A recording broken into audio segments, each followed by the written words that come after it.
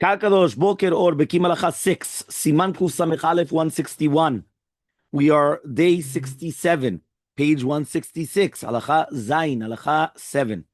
Pay attention to the halachot. This is very interesting halachot. We were talking about the halachot of hasisa.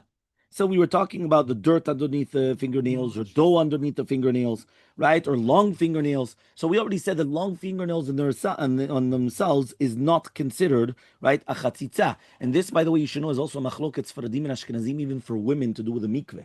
According to Sfaradim, the nail in itself is not a chatzitza.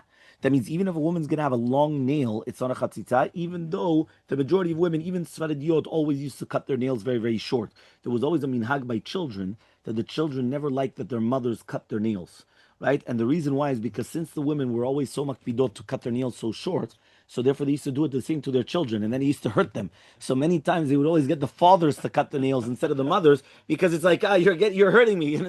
So therefore they used to come and they always used to make sure there was a father cutting their nails and not their mothers. Now why? Because of that minhag, just that way everyone should understand. Something incredible. Many times we don't even think about it, but Nashim Tzadkaniot, this is what they were doing. But the nail in itself, for sure, especially for netilat yadayim, is not considered a chatzitza. And now we're going to talk about what about swollen fingertips, split fingernails, or polish, right? Or cosmetics, henna, all these things. So we're going to have to speak about this. And tomorrow, B'neder, we'll speak about different rings, right? And other things as well to do with the halachot of chatzitza. So let's start. Halacha 7, swollen fingertips. Okay, if someone's fingertip is infected and it's swollen, right? So therefore, making it painful to dig out the dirt that is under the fingernail, then only the dirt which is visible when looking at the nail, that means basically it has to be visible when looking at the nail's underside, is a chatzitza. But any dirt that is between the fingertip and the nail is not a chatzitza, since no one minds leaving the dirt there in such a situation. Meaning, if you remember, we were always speaking about mi'ut she'eno makpid, right? That if it's mi'ut she'eno makpid, it's not going to be a hasisa, okay, which means minority of the body, that's mi'ut. Eno makpid means you're not makpid. So therefore we went and we said, but you remember, when we're talking about the hands, we're only dealing with the fingers, because you remember we said that technically speaking, mi'ikar adin, all you need is the fingers for netilat yadayim, and that's why you do that on Kippur and on Tisha B'Av, right? We are always machminim to do it until the full hand, but technically mi'ikar adin, it's enough the fingers. So therefore, when we're talking about mi'ut she'eno makpid, we're not about the body, because your fingernail is nothing compared to your entire body. I'm saying it's a 0. What, you understand? But we're talking about the hands. So therefore, when we're talking about the hands, you only take into account this part of your hand. And then we say, what's considered the majority, minority. So still, a fingernail is going to be a minority, right? Because one fingernail out of the entire hand is still going to be the minority. But, right, at the end of the day, are you makpid or not makpid? So it could be that many times you're going to be strict upon it. But in such a scenario, since it's swollen, the majority of people are not going to be makpid, so therefore you're going to be okay. Okay, look at 116. This is the ruling of the Shulchan Aruch regarding a woman on the bottom. 116. Yeah, this is the ruling of the Shulchan Aruch regarding a woman who needs to immerse in a mikveh. Since it's not a chatzitza, in that case, it's for sure not a chatzitza to do with netilat yadayim.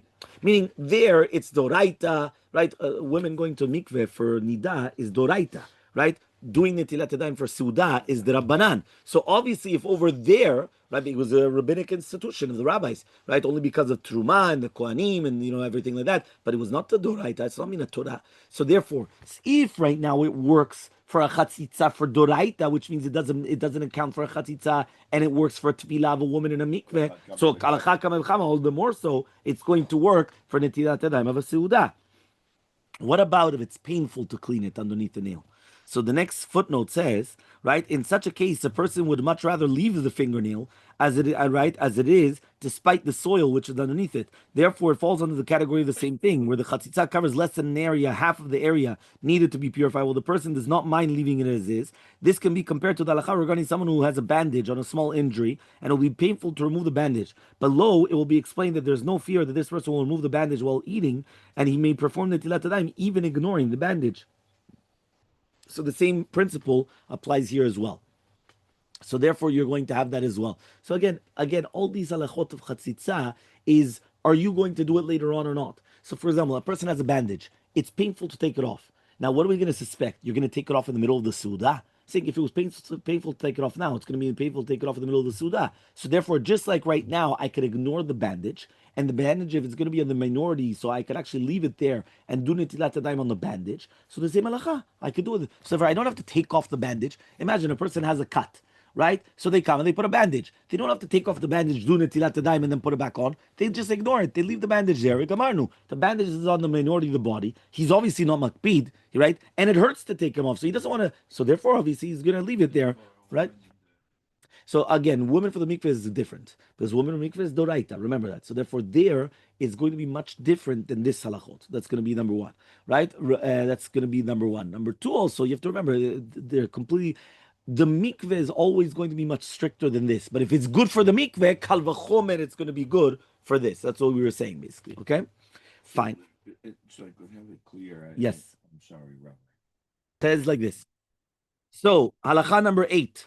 If a fingernail is partially split across its width, so the part of the nail is separated from the rest of the nail, that portion of the nail is not a chatzitza, whether it's a small portion or the majority of the portion. Even so, it's still recommended to trim, right? To trim the nail and make it even whenever, whenever any part of it has become split in that manner. So technically speaking, the fact that it's split, it's still going to be okay, even if it's going to be majority or minority. It's not a chatzitza. Okay? Halacha number 9. What about if a woman grows long fingernails and he applies fingernail polish to them?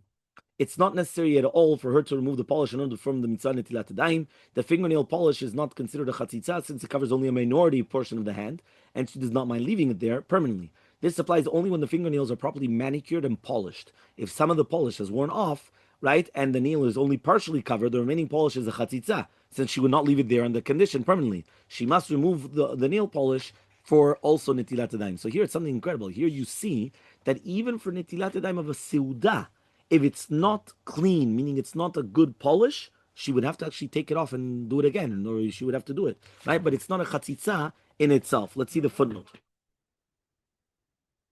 Why is it? Look at number 118. 118, it says like this. Although it is improper for a man or a woman to grow long fingernails, especially according to the Kabbalah, long fingernails do not constitute a chatzitza, right? And of themselves, as long as they're clean. As explained in halacha number 5. The Rashba ruled unequivocally. He says that if a woman applies polish to her nails and it does not constitute a chatzitza for 2 reasons. Number 1, she wants the polish there and will not remove it. And furthermore, the coloring does not form a layer covering of the nails. It is absorbed by the nails instead. He testified that the Ramban concurred with this ruling. So the Ramban, Nachmanadis, he concurred with this. According to the first reason offered, the Rashba would agree that it's not a chatzitza if the substance does cover the nails. The priest shall rule that it is permissible only when both conditions are met. That she does not mind it being there and it does not actually cover the nail, it gets absorbed by the nail. If it covers the nail, then it's going to be a chatzitza. It is apparent that the Shulchan Aruch covered long that as long as she doesn't mind, it's not a chatzitza.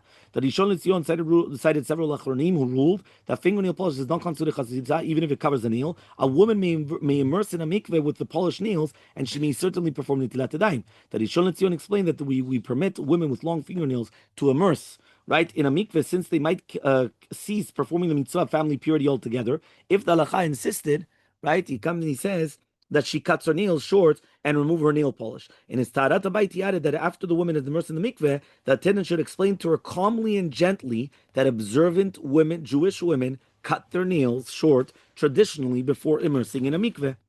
Okay, so therefore, again, you do see that even though he was permitting it, but he tells the balanit, which is the woman that's in charge, to explain to her very, very nicely, listen, by the way, the Jewish women, this is the way that they do it. Which means, again, if they already did it, it means he's going to close their eyes because he was afraid that they were going to cease to actually go to the mikveh. So, he closed his eyes, but he's already going to tell them right about this.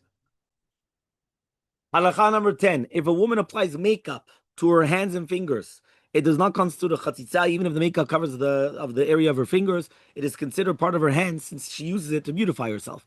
If a woman also colored her hands with henna, it's not considered chatzitza regarding the tadaim, or to do with a mikveh. Why? Because the color, right, penetrates the skin and dyes it. It is not covering the skin to constitute a chatzitza, meaning it's a dye. There's no mamashut. It's like an ink. There's no real mamashut there, and you want it there. So therefore, no. Tattoo also is not a chatzitza. It's inside, but it's but that's another problem. Yeah, but number 119, it says a woman who has colored her hand with henna does not mind the color. Furthermore, it's generally applied only to one spot in the hand, and the majority of the hand is not colored. For another thing also, the henna does not cover the skin. Its color penetrates the skin and dyes it. Even after scrubbing the hands clean, the henna color will still remain. For all these reasons, it's not a hasisa.